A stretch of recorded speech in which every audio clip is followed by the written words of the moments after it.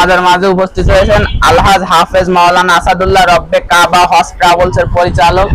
আপনারা যারা হজ এবং উমরায় যেতে ইচ্ছুক তারা মক্কা টেলার্সে যোগাযোগ করবেন এবং সে কেমন সুযোগ সুবিধা দেবে আসাদুল্লাহ সাহেবের মুখ থেকে আমরা কিছু শুনবো। আসসালামু আলাইকুম ওয়া রাহমাতুল্লাহি ওয়া বারাকাতুহু। আমি মোহাম্মদ আসাদুল্লাহ, ডুমুরিয়ার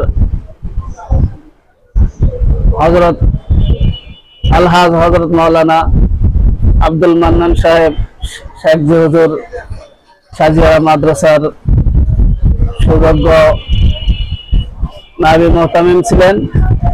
ওনার বড় সাহেবজাদা আমি রব্বে কাবা হজ ট্রাভেলসের পরিচালক হিসাবে দায়িত্ব পালন করতেছি এবং হাজিদেরকে ওমরা এবং হজে নিয়ে খেদমত দিয়ে নিয়ে আসতেছি ইনশাল্লাহ আপনাদের দোয়ায়। তো আমি সর্বোচ্চ চেষ্টা করি হাজি সাহেবদেরকে, যেহেতু হাজি সাহেবরা হলো আল্লাহর মেহমান, আল্লাহর ঘরের মেহমান, আল্লাহ যাদেরকে ওই মেহমানের আল্লাহর ঘরের পছন্দ করছে তাদেরকে আল্লাহ পাক ওইখানে ডাক দিয়েছেন। আমরা যেমন আমাদের বাড়িতে আমাদের প্রিয় সব থেকে কাছের নিকট আত্মীয় যারা তাদেরকে আমরা আমাদের অনুষ্ঠানে আমরা তাদেরকে দাওয়াত দেই, এরকম আল্লাহ পাক দাওয়াত দেয় কাদেরকে? আল্লাহ পাকের প্রিয় বান্দা যারা তাদেরকে আল্লাহ পাকের ঘরে আল্লাহ পাক দাওয়াত দেয় আর তারাই আল্লাহ পাকের ঘরে যায়। তো এই আল্লাহ পাকের ঘরের মেহমান যারা, আমি সর্বোচ্চ চেষ্টা করি যেহেতু আল্লাহ পাকের ঘরের মেহমান তাদেরকে যেন কোনো রকম কষ্ট না হয়, সুন্দরভাবে হজ ওমরা পালন করতে পারে এবং কাছাকাছি রাখতে পারি। আমি যাতে সবসময় সর্বোচ্চ চেষ্টা করি কাছাকাছি রাখার এবং তিন বেলা খাওয়ার, বাঙালি খাওয়া খুব সুস্বাদু খাওয়া, মানুষ হজে যায় ওমরা যায়, এদেরকে আমি যাতে আমার সর্বোচ্চ চেষ্টা থাকে যাতে হাজি সাহেবরা কষ্ট না পায়, মনে কষ্ট না পায়। ওখানে কষ্ট পাওয়া মানে তার জীবনটা বরবাদ হয়ে যাওয়া।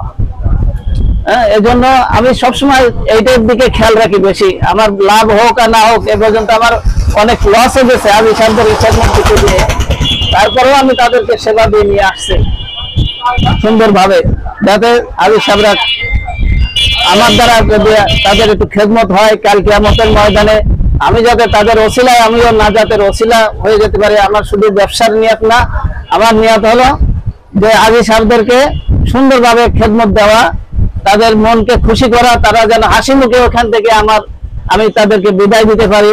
তারা যেন এসে না সুন্দরভাবে আমাকে খেদমত দিছে, হ্যাঁ, এভাবে তারা সুন্দর যদি তারা বলে আসে, সেটাই হলো আমার চাওয়া পাওয়া।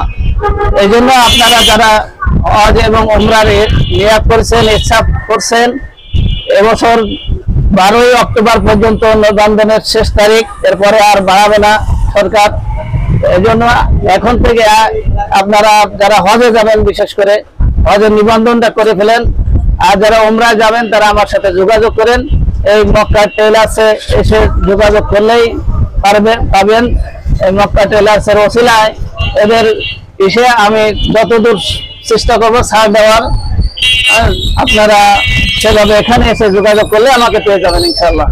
24 সাল 25 সাল আপনি কতগুলো কাফেলা নিয়ে কাজ করছেন বা কতগুলো কাফেলা আপনি নিয়ে গেছেন? 24 সালে আমার উমরায় কাফেলা গেছে 4টা কাফেলা গেছে উমরায়, এবং 25 সালে এই গত 9 তারিখ মানে গত বুধবারে দিয়ে আপনার 3টা গেছে। হজের পরে এই পর্যন্ত 3টা গেছে এবং আগামী 25 তারিখে একটা যাবে এবং আমি আগামী মাসের অক্টোবরের 27 তারিখে আমি নিজেই যাব কাফেলা নিয়ে। এরপরে বাদ বাকি আল্লাহ পাক কতগুলো নসিবে রাখছে এই বছর তা তো জানি না, যখনই কাফেলা হয় আমি তখনই নিয়ে চলে যাই। আর হজে এবছর আমাদের ডুমুরিয়া থেকে গুডোদিয়ার প্রফেসর হায়দার আলী সাহেব, উনি মহিলা কলেজের ছিলেন। উনি এবার আমার সাথে হজে গেছিলেন এবার, এবং খুলনা থেকেও কয়েকজন গেছে, ঢাকা থেকে গেছে। তো আমার হাজিরা যারা হজে যায় বা ওমরায় যায়, ওনারাই এসে আমাকে হাজি দেয়। তাহলে বুঝতে হবে এখানে যে ওনারাই আমার হাজি দেয়। আমি তাদেরকে নিয়ে আমি কোনো সময় একদিন করি না, তালাশ করি না হাজি। যারা যায় তারাই আমার কাছে পাঠায় হাজি। টেলার্সের ছোট ভাই হেদায়েত ভাই এবং তার স্ত্রী সহ চিংড়ায় মুক্ত আছে, তার স্ত্রী আছে। তারপর হাসানপুর থেকে বেশ কয়েকজন গেছিল আমার সাথে। তো এদের কাছে জিজ্ঞেস করলেই আমি কেমন সেবা দেয়, এদের কাছে জিজ্ঞেস করলেই পেয়ে যাবেন, আমার মুখ দিয়ে বলা লাগবে না। আপনারা এই বাজারে হিদায়ত ভাই আছে, রড সিমেন্টের ব্যবসা করে হিদায়ত ভাই, ওনার কাছেই পেয়ে যাবেন সবকিছু, যে আমি কেমন কোথায় রাখি বা কেমন সেবা দেয়। ওনার কাছে জিজ্ঞেস করলেই ভালো বলতে পারবেন আর কি। নিজেরটা নিজে বলা ঠিক না, আপনারা ওনার কাছে জানবেন, শুনবেন, উনি আপনাদেরকে বলবেন। আপনি কি এক ফ্লাইটে নিয়ে যান নাকি ডাবল ফ্লাইট? আমার ডাইরেক্ট ফ্লাইটও থাকে, ট্রানজিট ফ্লাইটও থাকে। যেমন এই 9 তারিখে আমি পাঠাইছি সৌদি এয়ারলাইন্সের ডাইরেক্ট ফ্লাইটে। আবার যারা ইসে যায় ট্রানজিট ফ্লাইটে যায়, তাদেরকে আমরা ট্রানজিটে পাঠাই। যেভাবে ট্রানজিটে গেলে একটু খরচ কম হয়, আর ডাইরেক্টে গেলে একটু খরচ বেশি হয়। ট্রানজিটে গেলে একটা সুবিধা আমার কাছে ভালো লাগে, যেহেতু আর একটা দেশের এয়ারপোর্ট আমরা দেখতে পারি কত সুন্দর, আর এবং সেখানে একটু বিশ্রাম নিতে পারি। একাধারে 6-7 ঘন্টা বিমানে বসে থাকা খুবই কষ্ট ব্যাপার।